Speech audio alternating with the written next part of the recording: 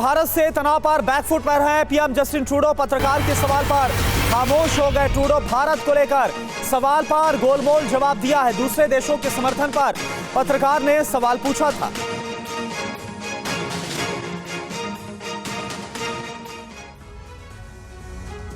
भारत की कूटनीतिक स्ट्राइक के बाद जस्टिन ट्रूडो पूरी तरह से बैकफुट पर हैं। कनाडा के हर एक्शन पर भारत उसी तरह पलटवार कर रहा है, जिससे जस्टिन ट्रूडो तिलमिला गए हैं। ट्रूडो ने कहा था कि उन्होंने G20 समिट में पीएम मोदी के सामने निज्जर वाला मुद्दा उठाया था। इसको लेकर कनाडा के पत्रकारों ने ट्रूडो से सीधा सवाल पूछा कि क्या आपने दुनिया के बड़े देशों के सामने मामला उठाया था।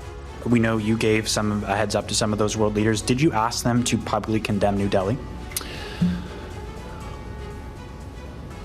पत्रकारों से इस सवाल पर ट्रूडो 5 सेकंड के लिए खामोश हो गए, क्योंकि ट्रूडो जानते हैं कि अमेरिका, ब्रिटेन समेत कई देशों ने इस मुद्दे पर कनाडा का कोई साथ नहीं दिया। फिर क्या था, ट्रूडो इस सवाल का गोलमोल जवाब देकर निकल गए। ट्रूडो ने कहा, As a country of the rule of law, we have an obligation to ensure that those processes unfold in a rigorous and independent manner, and that is what we are ensuring.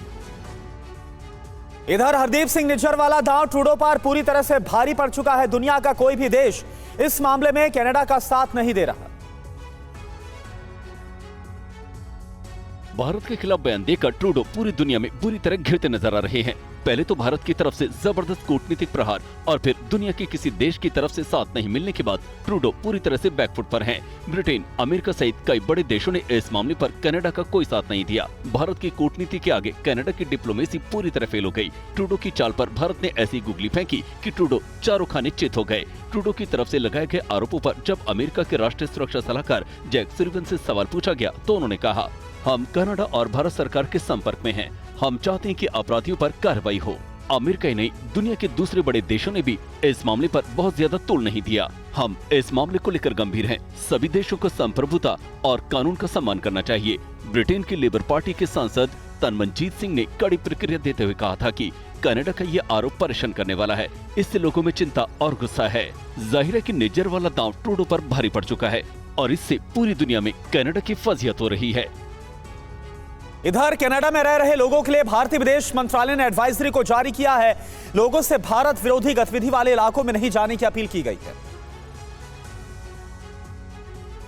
Bharat और Canada में खराब होते संबंधों के बीच एक चिंता वहां रहने वाले भारतीय मूल के लोगों को लेकर बढ़ी है।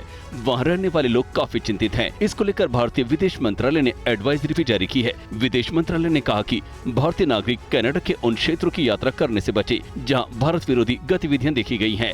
एडवाइजरी को लेकर TV9 भारतवर्ष के संवाददाता मनीष झा ने अरिंदम बागची से सवाल पूछा। इस पर उन्होंने क्या जवाब दिया, सुनिए। क्या हमने सीधे एडवाइजरी इशू की है, डिटेल एडवाइजरी है, उनको क्या करना चाहिए। एडवाइजरी सारे इंडियन नेशनल्स के लिए हम इस तरह से नहीं देखते। इंडियन नेशनल्स के लिए है, स्टूडेंट्स के लिए है, जो ट्रैवल कर रहे हैं, जो वहाँ रह रहे हैं, उनके सबके लिए एडवाइजरी है।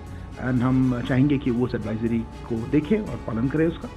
आंकड़ों की बात करें तो कनाडा में कुल अंतर्राष्ट्रीय छात्रों की संख्या 8 लाख है। इनमें भारतीय छात्रों की संख्या 3,20,000 है। सबसे अधिक छात्र पंजाब और हरियाणा से हैं। इसके अलावा 3 करोड़ 70 लाख की आबादी वाले कनाडा में भारतीयों की संख्या करीब 14 लाख है। इनमें सिखों की आबादी 7,70,000 है, जो कनाडा की जनसंख्या का करीब 2% है।